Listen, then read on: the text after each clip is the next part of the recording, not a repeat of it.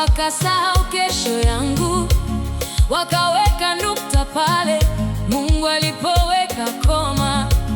Waliona udongo tu, hawakuona dhahabu ndani, wakajua